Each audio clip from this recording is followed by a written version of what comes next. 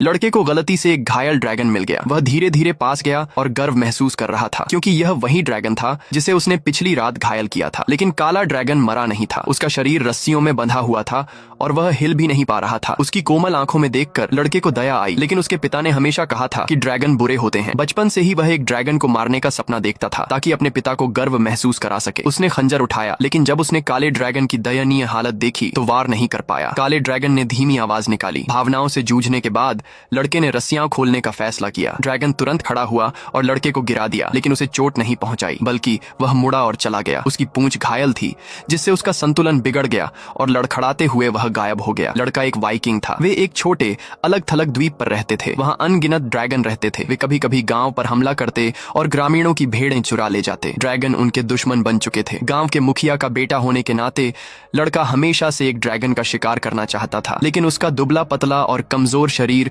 बाकी लड़कों से कहीं कमजोर था और कोई भी उस पर विश्वास नहीं करता था। एक रात गांव पर विशाल ड्रैगनों के झुंड ने हमला कर दिया। लड़का अपना ड्रैगन पकड़ने वाला उपकरण पहाड़ पर ले गया। इस बार वह एक विशाल ड्रैगन पकड़ना चाहता था ताकि सबको प्रभावित कर सके। उसने उपकरण को ठीक किया और चुपचाप इंतजार करने लगा। जल्द ही आसमान में बैंगनी रोशनी की एक किरण दिखाई दी। हैरानी की बात यह थी कि उसने सचमुच एक विशाल ड्रैगन को घायल कर दिया। वह उत्साहित हो गया, लेकिन उसकी खुशी की आवाज से एक और विशाल ड्रैगन आकर्षित हो गया। लड़का घबराकर भागा। उसके पिता ने बेटे की चीखें सुनी। उन्होंने तुरंत अपने आदमियों को ड्रैगन को काबू में करने का आदेश दिया और लड़के को बचाने की तैयारी की। पिता एक सच्चे वाइकिंग नेता की तरह जल्द ही उस विशाल ड्रैगन को बलपूर्वक भगा दिया। उसी समय लड़के के पीछे की लकड़ी की खंभे गिर पड़े। ड्रैगन की आग से हुई तबाही ने दूसरे ड्रैगनों को भाग निकलने का मौका दिया। यह देखकर पिता ने लड़के को डांट भरी नजरों से देखा। लड़के ने समझाने की कोशिश की कि उसने ड्रैगन को मारा था, लेकिन पिता ने उस पर यकीन नहीं किया। अगले दिन लड़का अब भी जिद पर अड्डा जंगल में खोजने गया। उसे उस विशाल ड्रैगन के निशान मिले, लेकिन वह उसे मार नहीं पाया। उसने देखा कि काला ड्रैगन लंगड़ाता हुआ दूर जा रहा है, तो वह चुपचाप उसके पीछे हो लिया। एक लंबी संकरी गुफा से होकर